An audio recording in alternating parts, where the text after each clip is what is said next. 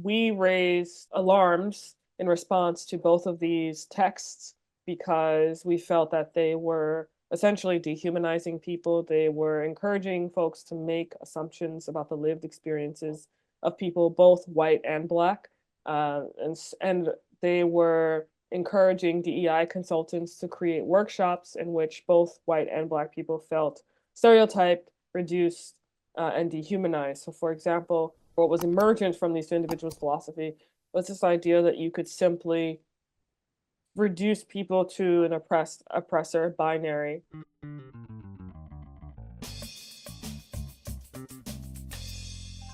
Today, we are refreshingly diverging from the financial world while remaining in the corporate and societal spheres, which most of us are inevitably part of. In this context, I have the great pleasure to speak with Chloe Valdary, the fantastic thinker and entrepreneur, the founder of Theory of Enchantment. Chloe, welcome and thanks so much for your time. Thank you, Bastian. Good to be with you today. Chloe, before we dive in, would you be so kind as to give our audience who may not know you yet a brief background about yourself? Sure. I am originally from New Orleans, Louisiana, in the United States of America. I am 30 years old. I got my degree at university in international studies with a concentration in conflict and diplomacy. I worked at the Wall Street Journal for a year and worked for several other nonprofits afterwards.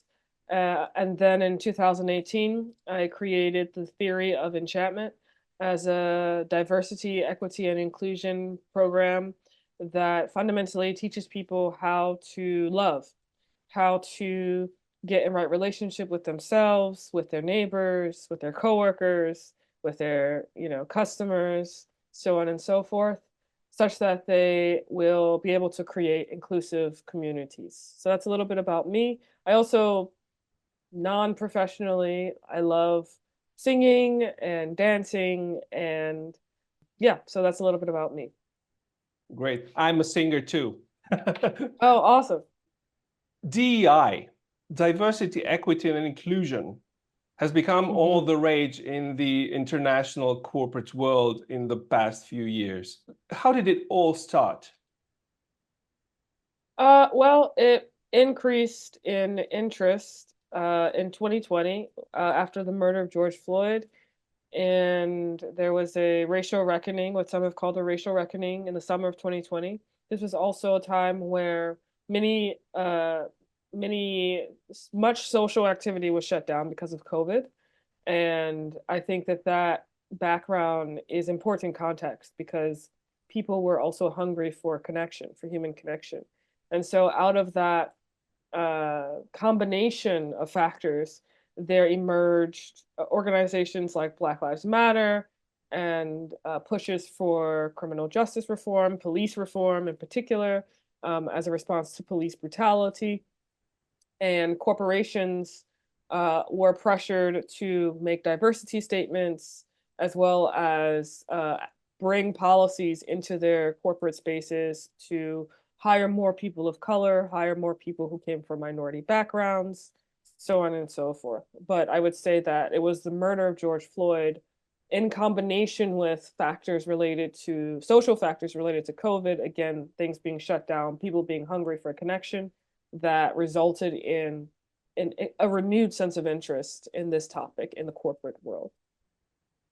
Okay, but DEI existed even before that, right? Yes, it existed in many different forms. It wasn't necessarily called DEI prior to 2020. I mean, some places it was called DEI, and other places it was called, just push for a representation in companies. Certainly, HR departments had been tasked prior to 2020 with a focus on ensuring that companies had inclusive spaces of belonging and that everyone felt welcome regardless of their skin color and of their background. But it was in 2020 where we saw a real lightning rod, I would say, spark interest, not just here in the United States, but clearly globally and internationally.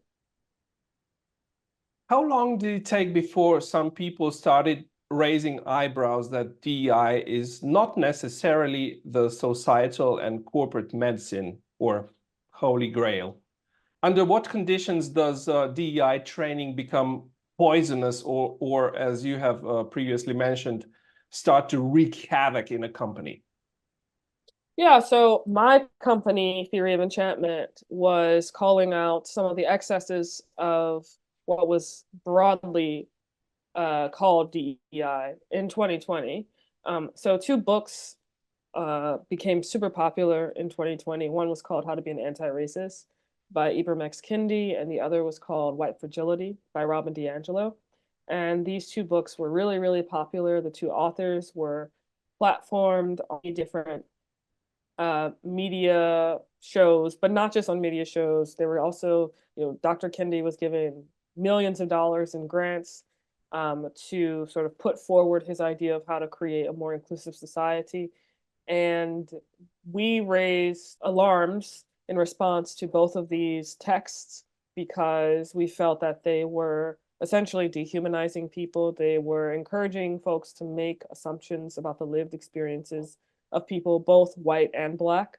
And they were encouraging DEI consultants to create workshops in which both white and Black people felt stereotyped, reduced, and dehumanized. So, for example, what was emergent from these two individuals' philosophy was this idea that you could simply reduce people to an oppressor binary and plug and play, essentially. So I could just look at you and automatically assume that you were in the oppressor, quote unquote, class, and another person I could look at, and if they had darker skin color than you, I would assume that they were in the oppressed class.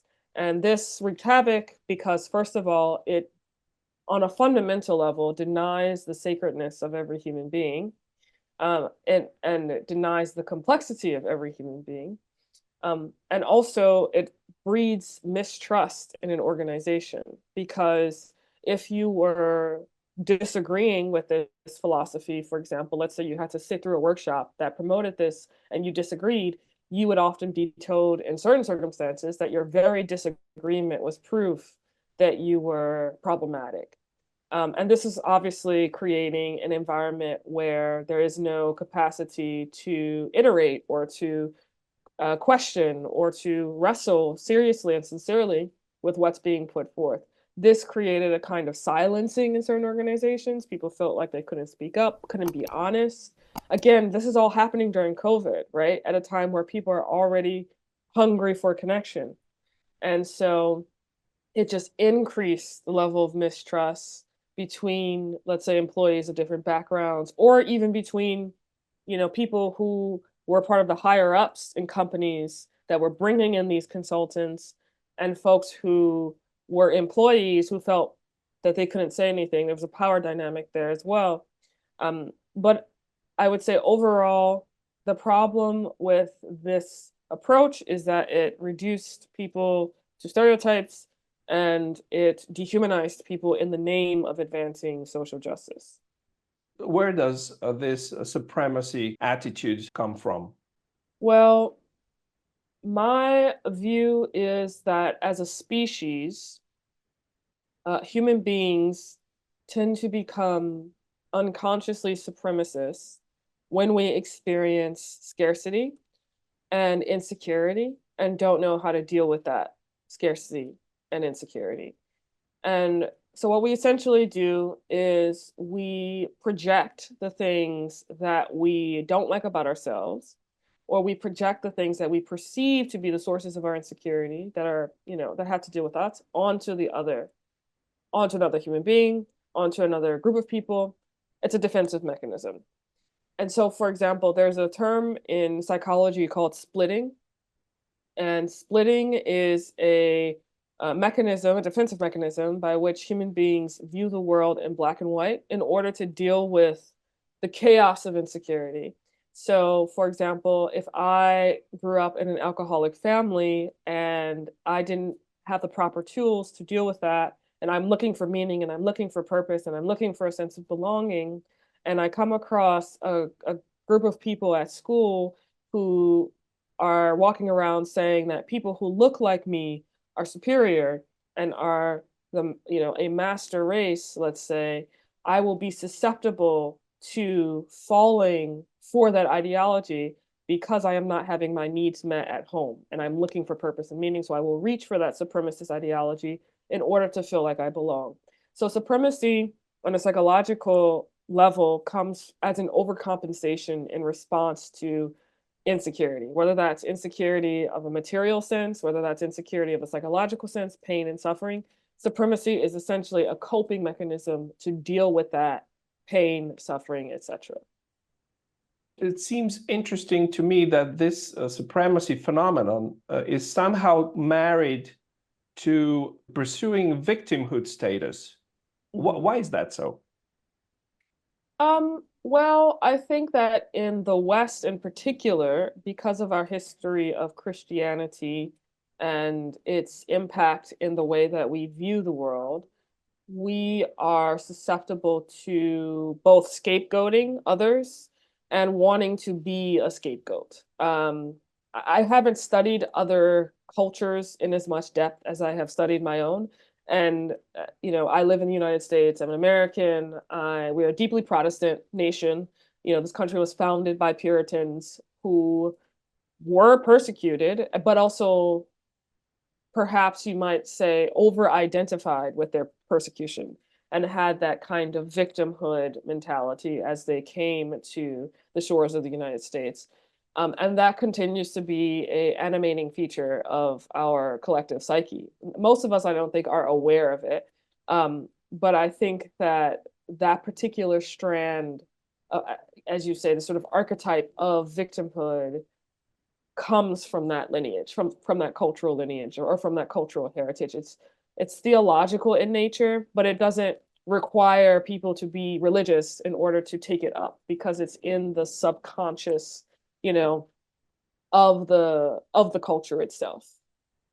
Can this pursuit for being a victim be also as a result of psychopathic or just Machiavellian derived abuse of a group of people? I'm sure in some cases, I mean, I once heard a statistic, and I don't know if this is true, I haven't done any research into it, but I once heard a statistic that like 1% of the population is psychopathic. So I'm sure that that has something to do with it. But I don't think it is the source of the bulk of the issue. I will say that I heard a great uh, lecture from a cognitive scientist, John Vervaeke at the University of Toronto, and he talked about Martin Luther and how when Martin Luther nails his, treatise to the doors of the theological institution that he's protesting, and he later expounds upon his relationship to Christianity, there's a lot of guilt in his conception of his self. And this cognitive scientist, John Vervaeke, argues that that orientation actually created the conditions for narcissism. Because a narcissist, contrary to what some of us may believe, a narcissist is not selfish in the way that we might think. A narcissist has no sense of self and so is constantly seeking external validation.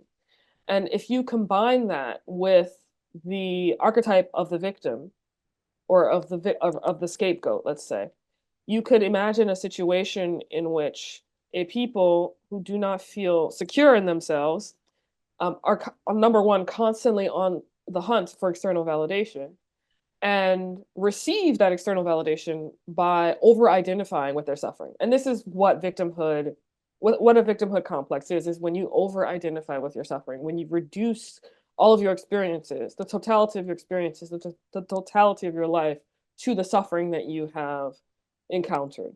So I think that's interesting. I think there's something there. I haven't, done a great deal of research into it, but so I wouldn't say necessarily psychopathy, but narcissism for sure, I would imagine is very deeply present in our society. And it's also probably a function of modernity as well. If a group finds itself in this pattern, the triangle between the victim, the perceived victim, the perceived rescuer, and the perceived villain, how is it possible to dismantle it?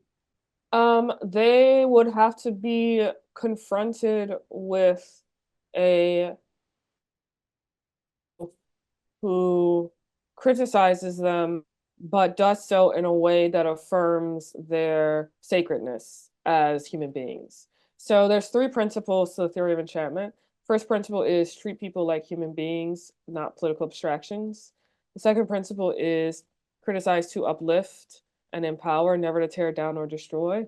And the third principle is try to root everything you do in love and compassion. So all three principles would have to be activated in whatever person or group of people is responding to the category of people that you have just described. But you would basically want to respond in a way that, again, criticizes the way they're showing up, but does so in a way that doesn't actually dehumanize them. So we saw this in the civil rights movement in the United States in the 50s and 60s, where Black, mostly Southern communities basically launched a series of protests against segregation, whereby institutions were basically had laws on their books that said you cannot serve Black people in your institution if you're also going to serve white people. So it was it was illegal to serve Black people essentially in these institutions. And in order to change that, civil rights leaders protested white supremacists, but did so in a way that continued to affirm that the people who were caught up in supremacist ideology were also victims, were also suffering from this kind of complex. And in order to come to that conclusion, one must really know oneself. One must know that one is also susceptible to falling prey to such phenomenon. And there's nothing about the other person's skin color or gender or socioeconomic status that makes them uniquely susceptible to falling into this phenomenon, because it's a human phenomenon. It's like studying birds or ants or whales or any other species. It's a human phenomenon. And so one would need to know that they are sacred, right? One would need to have some kind of transcendent perception of oneself and of humanity in order to be able to respond to a group of people who have been caught up in that complex. And that takes a lot of not just work but practice to be able to show up in that way. And you would say that your theory of enchantment is kind of an antidote to the poisonous forms of DEI. Yes, absolutely. I think you could probably tell by those three principles that I just laid out that we are very much anchoring our approach in a practice of honoring the sacredness of every human being, honoring the sacredness of every person, and how, although that can sound trite, it's actually very difficult to do. If someone has cut you off in traffic, right, you are automatically probably going to start seeing that person as an other and start, cursing that person out in your head, obviously because they just put you in danger, right? They have caused you insecurity. But it is interesting to actually practice imagining that that person was trying to, let's say, rush to the hospital because they're having an emergency. Right, that if you can imagine that and you can practice imagining that, then your reaction would be probably slightly different. And it's just interesting to notice how our mindsets as human beings aren't automatically conditioned to imagine that. We are automatically conditioned to imagine the worst about another person who in fact did cause us insecurity. And now add on top of that how difficult it is to imagine that someone who's actively being aggressive towards you and saying things about you, verbally dehumanizing you. It's hard to imagine that, oh, they're actually suffering from insecurity and they're projecting it out onto me. And so how can I respond in a way that is critical but still also honors their sacredness? So it's hard to actually show up in that way. And we have a number of products and services that teach people how to show up in that way in a community of practice. And the last thing I'll say about that is in the scenario that I just described, where someone's, cutting a person off in traffic and the other person is feeling, you know, like they want to curse the other person out. There's nothing wrong with the feeling. It's really important for me to point this out, right? What we're trying to get people to do is become conscious of their feeling. We're trying to get people to become conscious of the fact that they are actively creating stories that they can choose to change, right? If I have this story of someone who's cutting me off, um, and I perceive them as a monster, I can actively choose to change that story and see that person as someone who is on their way to the hospital. There's nothing good or bad per se about my automatic reflex to want to curse this person out. We're not trying to get people to feel shame or guilt, because again, these are the kinds of things which, if taken to the extreme, can create narcissism, right? Which then we're back at square one and we're back in that vicious cycle where you need external validation. So we're just trying to get people to really be in full relationship with the full complexity of who they are as a human being and be able to pause and say, oh, I just had this automatic reflexive desire to curse this person out. Isn't that interesting, right? What does that reveal to me about who I am and what it means to be me? If people could actually pause and do that on a regular basis, they will be less likely to act on the things that might be harmful in the long run. And I think that's a really important distinction to make. But like I said, our products and services are really trying to help people create not only that mindset, but do it in a community of practice. One of the principles you've mentioned already is also to criticize in order to uplift and empower. Yes. How do you do that? It sounds like darn difficult. Well, there are techniques that we teach people, like nonviolent communication, where if you and I get into a conflict and let's say you, on a very basic level, are showing up in a way that makes me feel small. Let's say you're showing up inconsistently, and we're friends, and I need consistency in order to feel like I matter to you. Uh, Nonviolent communication, I would just say that, right? I wouldn't start blaming you. Brene Brown says that blame is a way to discharge pain, right? That's how it's described in the research.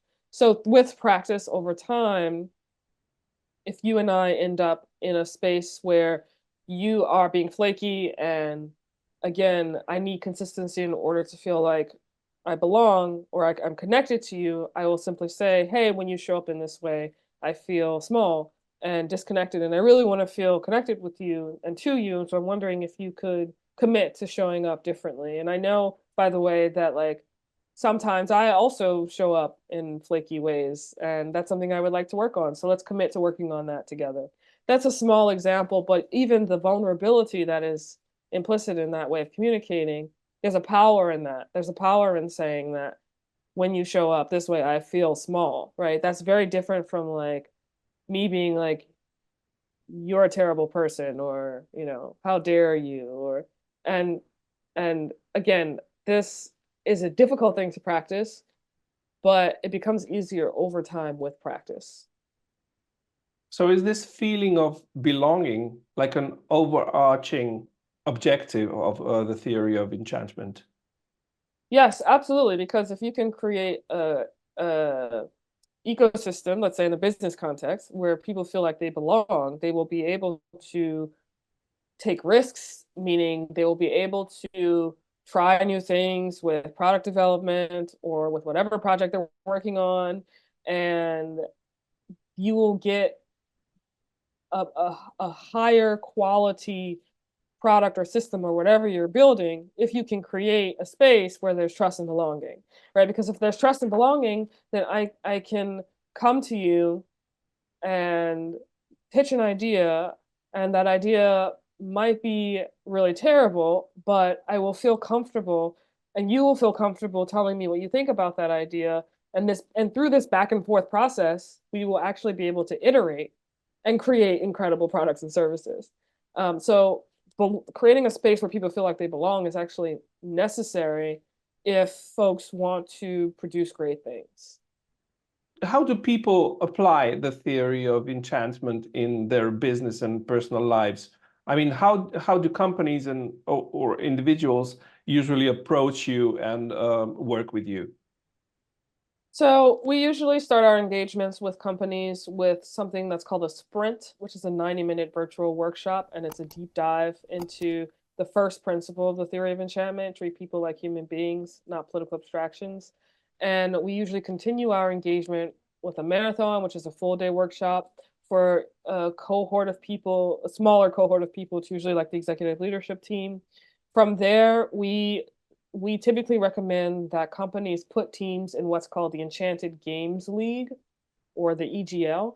And the Enchanted Games League is a 9-week program where team members are logging in every day, no longer than 6 minutes a day, and they're engaging in a quest. And the quest is a self-reflective question that they're being asked to engage. So questions like, write about a moment you felt expansive and a moment you felt defensive. What were the differences between those two feelings? Write about a mindset that you got from your caretakers that you'd like to keep and that you'd like to get rid of. Write about a time that you saw another human being as a symbol for good or bad instead of another human being. And so all the colleagues are in this program, and they're seeing each other's answers. And what's happening is that it's building empathy, because what you realize is, like, the thing that you dealt with a few days ago that you thought that you were only dealing with in isolation is something that your colleague was also dealing with. So that's one thing it creates. It creates empathy, but it also, the quests are spaced and repetitive, very similar to Duolingo. And the idea is that if you log in every day and you engage the question, you'll be more comfortable living the question.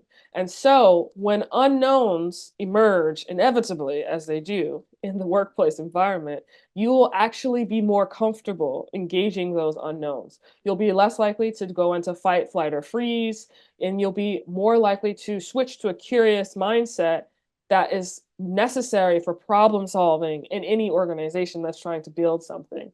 And we also offer, sort of like ad hoc coaching, but that's I would say those three, Sprint, Marathon, and EGL, are the core programs that we service organizations with in order to bring their teams or align their teams with a theory of enchantment mindset. Now, we also have consumer products for individuals who want to get involved. So we have a product called Dojo. Dojo is an infinite game model. So the EGL is a finite game and only lasts 9 weeks. Dojo is an infinite game. You get one quest a day, and the quest is like 3 minutes, and you do the quest. But very similar to the EGL, other people are in the game with you. So you see their responses, they see your responses, and there's actually like a social media component to it. So that's Dojo. And then Tuning Fork is you could say like it's a less expensive version. Tuning Fork is a daily 90-second meditation that you get from me. And you don't really need to necessarily give a response. You could just listen to it. So for example, in Tuning Fork, a meditation might be, think about how often your mind compares and contrasts yourself to other people automatically, and get curious about that. And if out of your curiosity you've been inspired or motivated, something happens in your day-to-day that inspires you or motivates you, write about it. And it still has that same social media component, so on and so forth. So those are our consumer product experiences. And again, you have to practice this habit of mind. It's a reflex. It doesn't come automatically. You're based in Brooklyn, New York. Do you work overseas as well? Yes, we have had many clients actually in other countries, and we seek to be of service globally. So we certainly do work overseas. Great. Compared to the US companies, European corporations seem to be less widely focused on race, but are pretty big on gender attributes. What is your view on fixed gender quotas in favor of women or Hmm. men? Oh, that's an interesting question. I haven't thought thoroughly about this question. My gut level response is to say that attempting to superimpose quotas from the top down in any institution has uh, is is is likely to backfire just because of unforeseen consequences. But I do think there's a way without superimposing quotas to build an environment and build an ecosystem in the workplace such that people feel inviting or people feel like your organization is inviting to them. So I wouldn't necessarily be, I'm not sure I know the answer to this question. I don't know that I have a definite answer to this question, but my Mhm. hunch is that superimposing quotas from the top down probably has a lot of unforeseen consequences, but building an ecosystem that is inviting to all and inviting in very explicit ways will be likely to ensure, for example, that women feel that your company is a place that they feel comfortable working at, even if, we see there's a lot of men at the company as well. What is your view on the phenomenon of patriarchy? um, It's a big one. so I read a great book by David Graeber called Debt, The First 5,000 Years. I would highly recommend this book. It's very interesting. And I believe the second or third chapter gives a very riveting and compelling history of patriarchy. And my sense is that uh, he basically argues that patriarchy emerged as a response to um, debt. So in ancient Mesopotamia, the elites, the aristocrats, let's say, uh, forced poor people to pay their debts. And when they could not pay their debts, they forced them to essentially sell their wives and their daughters into slavery. And out of this emerged what we now know as patriarchy. And so this idea of the patriarchs protecting their or attempting to protect their wives and their daughters from sex slavery, essentially, and you know, making a whole set of rules about when you could leave the house, so on and so forth. Um, and this gave me both a empathetic response to patriarchy in the sense that patriarchy was both a was an attempt by many to protect their loved ones, but at the same time, it didn't actually transcend the very thing that they were trying to fight against. And I would again recommend this book because it gives a very sweeping world view of patriarchy. And there's even sort of like this understanding that I came away with where in the Bible, for example, the people, the farmers and the shepherds in the Torah or are seen as the patriarchs, right? And they always have these very sharp critiques of the cities, of city life. And reading David Graeber's book on the history of debt and how it metastasized in this very particular way in Mesopotamia gave me a window into what they may have been responding to, sort of like blew up the context or expanded the context. In general, I think that you know, perception of women as objects is fundamentally dehumanizing.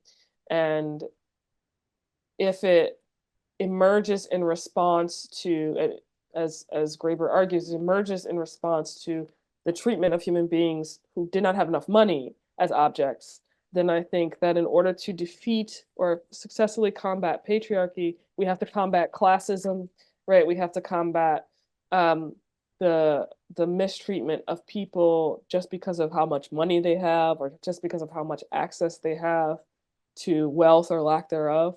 So I think there's a symbiotic relationship between patriarchy and class that would have to be addressed in order for patriarchy to be transcendent with a better system and a more fruitful system for both men and women. So better opportunities for each of the sexes, right? Yeah. But not just that, it's perhaps a bit annoying for me to keep coming back to the psychological piece, but psychological piece is how I view so much of the world. Um, yes, opportunity, and that opportunity, I think, sustainably will emerge out of a better capacity on the part of men and women to view each other as subjects and not as objects. and Mhm. that and that is a great project. And it will Yeah. take a long time for us to fully um, see in that new way or perceive one another in that new way, and it requires perceiving ourselves in that new way. Going to your academic journey and Yes. international studies, you specialized in conflict and diplomacy, right? Um, Yes, Especially in relation to Israel and Palestine. correct. Um, Yes. how do you view the Israeli-Palestine conflict right now? And has your perspective on it changed in any way since you started studying it? Well, yes, I it's definitely changed. I How do I view the conflict? How do I answer this question? I view the conflict through the lens of the species, um, more than I did uh, when I was studying it. And what that means is that my level of analysis increasingly returns to the question of human psychology. I believe that Israel has a right to exist. I also believe that many of its current leaders are corrupt. I believe in the creation of a Palestinian state. I believe the current leaders, Hamas, is deeply anti-Semitic and also corrupt vis-a-vis Gazans. Gazans were protesting Hamas actually all last year for that corruption, and I believe that the conversation that is happening online and also on many college just ended really here in the United States, but was happening on college campuses with the encampments. I think that both of those conversations were mostly totally bereft of a understanding of human psychology and how, for example, you know, the reason why many Jewish people are triggered when they hear certain slogans and certain rhetoric is because of 1,500 years of persecution. And the reason why Palestinians are triggered because of certain slogans and certain rhetoric that they hear from the pro Israel camp is because of the experience of suffering due to the occupation of the West Bank. And the fact, I think that there's a lot of um, refusal to actually bring into a Palestinian state, not just on the part of the Israeli government, but on the part of historically many Arab governments as well. And I think that both Arab governments in the region and the Israeli government have been pointing fingers at each other for a long time as the source of the problem. But I actually think all of them are the source of the problem when it comes to the fact that a Palestinian state doesn't exist. I think that in order for a Palestinian state to come into fruition, you need a multinational front to actually invest in the region. It cannot just be Israel. So I think it would have to look like Israel, Egypt, Jordan, Saudi Arabia, the United States. It would have to look like a multinational effort to invest in the region. In the similar way that in post World War II Germany, you had the Allied forces invest enough to actually rebuild Germany. So I think there are many reasons why that doesn't happen, including the fact that many governments use the Palestinians as a kind of wedge issue to get people to not pay attention to their own corruption. But as a result of that, Palestinians suffer and languish. And I do not know if we will see a solution. I hope that we will see a solution. There's a lot of, it's like a Gordian knot, this conflict. So yeah, it's quite tragic. But you know, I think that if people were showing up in ways that were more aligned with the theory of enchantment principles, refusing to treat people like political abstractions in their discourse, even in their critiques, right, criticizing to uplift and empower, and doing so in a spirit of love and compassion, I think we would be closer to a solution. Theory of enchantment is going to develop a lesson on building peace in Israel-Palestine, and we're going to put it out to see if people would be interested in us building out a full course. So that should be out pretty soon. Great. Does the theory of enchantment always result in non-repressive or non-violent measures, so to speak? What do you mean by that question? How does the theory of enchantment deal with people who are not acting in good faith? Well, I'll tell you this much. Daryl Davis is a famous person in the United States. He's Black. He has communicated with members of the KKK, the Ku Klux Klan, white supremacist organization, for dozens of years. And one could argue that they were not engaging with him in good faith. So I don't know what it means, really, this question of like someone's not engaging in good faith. I will say that engaging is better to happen in person or, you know, over Zoom than on social media. The likelihood that people will not engage in good faith, let's say on social media, is super, super high because we are incentivized not to engage in good faith by the algorithms. But in terms of in-person dialogue, obviously use discernment. You know, if someone is saying that they're going to enact violence against you, I would not recommend going out of your way to try and talk to them, right? At the same time, bear in mind that folks like Daryl Davis and people in the civil rights movement engaged with people who were not coming from a place of good faith, and yet they were able to, because of the way they showed up, and certainly because of the way Daryl Davis continues to keep showing up in community with people in that organization, he's been able to persuade many of them to leave that organization. And the reason why he was able to persuade them, I think, is because he actually kept showing up in community. And if supremacy is an overcompensation for feelings of worthlessness and feelings of not belonging, that actually makes sense, right? If someone is overcompensating because they're not getting community, and the person is criticizing them and calling them out for their harmful views, but keeps showing up, that person is actually providing community, right? And so I think that it's unreasonable to expect people to be in conversation with you in good faith at all times, right? We're talking about conflict resolution after all. So by definition, in conflicts such as the ones we're speaking about, there is a lack of trust. And the lack of trust is one of the definitions of bad faith, right? I don't have faith in you. I don't have faith that you'll be able to meet me where I'm coming from. And you don't have faith in me. So by definition, we're starting off in a place of bad faith. So how can we actually get to a place of good faith?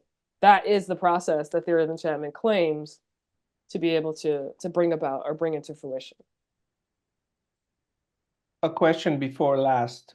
What is the relationship between Theory of Enchantment and deep listening? Oh, great question. A strong relationship. There's a strong relationship between Theory of Enchantment and deep listening. One of the things we're teaching people is to deeply listen to themselves and to cultivate the capacity to listen deeply to themselves. And many of the quests that we give people and some of the products and services I talked about earlier, that's precisely what you're training yourself, your brain, your heart to do, is to deeply listen to what is present within you, and then bring that about in conversation with others, to deeply listen to them. There's a great saying I saw online that said, basically, learn how to listen without the filter of your wound. Because if, for example, let's take the Israeli-Palestinian conflict. If you are Palestinian and I'm Israeli, if I am seeing you, I will automatically, right? Like attach. I will see you in a negative light, especially as of October 7th. I will make assumptions about you. I will see you. I will be very suspicious of you, right? Especially if you're wearing a keffiyeh and chanting "From the river to the sea, Palestine will be free," right? Now, again, we are removing the labels of right and wrong here, and we are simply being with what is. So I don't want people to hear this and be like, oh, Chloe's saying there's something wrong with the fact that this person is having this experience. There's nothing wrong with it. We just want to bring conscious awareness to it. We want to bring conscious awareness and conscious attention to the fact that the thoughts that are emerging right now when I'm seeing you is something that I can, to a certain extent, influence. But it takes becoming aware of it first. In a Jungian way. Yeah, it takes becoming aware of it. I'm happy to hear that you're a fan of Jung, Carl Jung, who is it remains a huge influence on the theory of enchantment way of being. If I see you exclusively as a monster, then if I'm triggered by you, let's say, then in that moment, I am failing, if I haven't done Jungian shadow work, which we do in the theory of enchantment, I am failing to comprehend the fact that one of the reasons why I'm triggered by you, and let me define trigger here. By trigger, I don't mean there's something that you've done that is bad, and by bad I mean harmful, and I'm labeling it as harmful. That's not what I mean by trigger. I mean there's something that you've done that is harmful, and now my ego feels that I am existentially superior to you. That's what I mean by triggered, right? I have entered into a state of condescension and separation. I have entered into this state where I am not aware of the fact that you and I fundamentally on a species level are one. That's what I mean by triggered. And what's usually happening, according to Jungian shadow work, is there's something in you that is present in me that I have not fully accepted. And let's take it to the extreme, just to prove the point. Your let's say hyper nationalistic fervor that you are articulating when you chant "From the river to the sea, Palestine will be free," your jingoism, your denial of people who aren't Arabs, let's say, and of their right to live in this land. If I'm triggered by that in the way that I have just described or defined the word trigger, I am not conscious of the fact that that inclination to do the exact same thing exists within me.